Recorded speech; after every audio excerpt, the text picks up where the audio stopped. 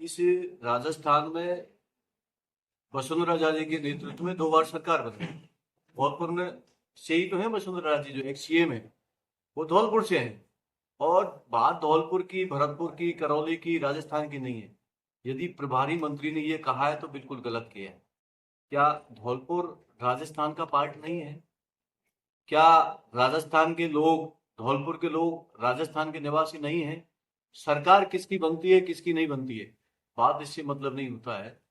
सरकार सबकी होती है। और यदि ऐसा उन्होंने कहा है ना, तो बिल्कुल मैं उस बात की कड़े शब्दों में निंदा करता हूँ। जीतने के बाद सरकार किसकी बनती है, कौन विधायक बनता है, कौन सांसद बनता है, वो सबका होता है। यदि ऐसा वक्तव्य उन्होंने दिया है, उस बात का या तो राजनीतिक समझ नहीं है या परिपक्वता नहीं। जो परिपक्वता जनप्रतिनिधि होता है वो कभी ऐसी हल्की बात करता नहीं।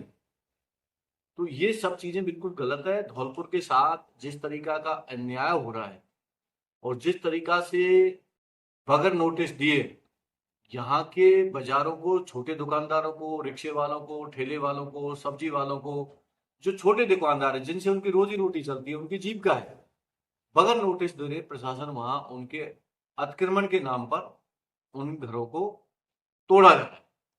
यदि ये अतिक्रमण है तो आप नोटिस दीजिए, 15 दिन का, 1 महीने का, 40 दिन का, 45 दिन का। अतिक्रमण को वो हटाएंगे। और जब पड़ता है उसके बाद तोड़ रहे हैं, तो ये कितना गलत है। ये सबसे बड़ा जो ये बगैर नोटिस के तोड़फोड़ जो प्रशासन कर रहा है, बहुत ही निंदनीय है। मैं कड़े शब्दों में इसकी निंदा करता हूं। और राजनीति में चुनाव होना, हारना, जीतना, कौन बनता है, कौन हारता है, ये सब चीजें मायने नहीं रखती। डेमोक्रेसी के अंदर हम भारत के संविधान की शपथ लेते हैं और सब लिए हमारे लिए एक है। इसलिए अतिक्रमण शासन को इस तरीका से कार्रवाई नहीं करनी चाहिए जिस तरीका से मनमानी कर रहा है। अब मेन समस्या पानी की निकासी की है। फिर दोबारा जुलाई और अगस्त आ रहा है, जो इस तरफ ध्यान देना है उधर तो दे नहीं रहे, अतिक्रमण तोड़ रहे हैं जाके। अतिक्रमण क्यों? पहले पानी का ड्रेनेज सिस्टम बनाओगे, पानी जाएगा था, उसकी प्लानिंग तो नहीं कर रहे। ढाक के 3 बात हो रहे हैं। और मैं धौलपुर की बात नहीं कर रहा कि धौलपुर को तो कुछ देने रहे भैया, और कहाँ दे दिया कुछ? राजस्थान में कोई अच्छा इंप्लीमेंट कर दिया क्या? राजस्थान का नक्शा चेंज हो गया क्या कहीं? जो हमारे टाइम के काम स्वीकृत थे, अभी तो उन्हीं को पूरे कर लो। राजस्थान में आज मुख्यमंत्री चिरंजीवी योजना, 25 लाख तक का इलाज मुफ्त होता था। लोग त्राही त्राही हो रहे हैं, इलाज नहीं हो रहा है। मेरे पास एसएमएस हॉस्पिटल से लोगों के फोन आते हैं, साहब एडमिट नहीं कर रहे। रीजन, सब एडमिट लायक पेशेंट नहीं है। तो वो जयपुर से, भरतपुर से, धौलपुर से रेफर है कि गया, क्या वो पेशेंट उन डॉक्टरों ने क्यों रेफर किया? यदि गंभीर बीमारी है तभी तो जयपुर एडमिशन नहीं है वहां पर। प्राइवेट हॉस्पिटल में जाओ तो प्राइवेट हॉस्पिटल वाले कहते हैं कि हमारी पेमेंट नहीं हो पा रही है, इसलिए मुख्यमंत्री चिरंजीवी योजना बंद कर दी।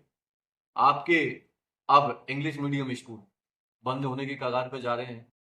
2 साल हो गए स्कूल चल रहे हैं, इनकी सरकार को 2 साल हो गए।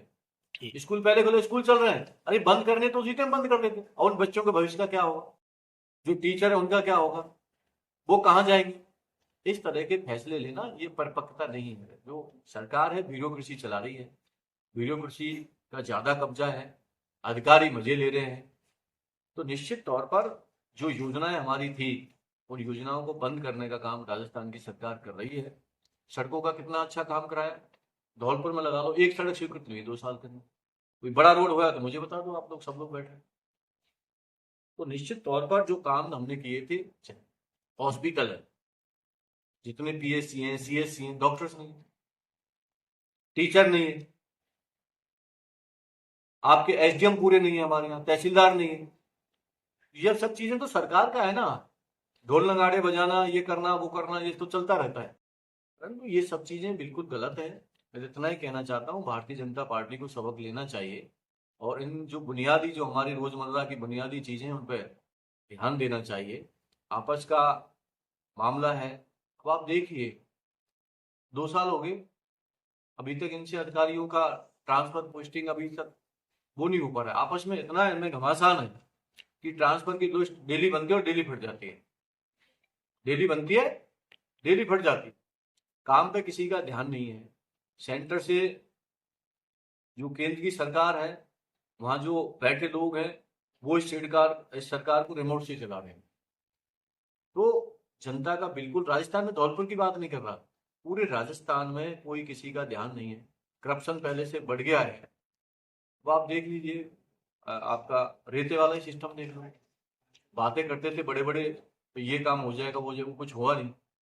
मैं तो ये चाहता हूँ कि धौलपुर के लोगों को मूलभूत की सुविधाएं उपलब्ध होनी चाहिए। भारतीय जनता पार्टी को सबक लेना चाहिए और जनहित के मुद्दों पर ध्यान ना भटकाकर यहाँ की जनता को और पूरे प्रदेश की जनता को लाभ देना चाहिए। हमसे हमेशा जुड़े रहने के लिए हमें सब्सक्राइब करें और बेल आइकन दबाएं।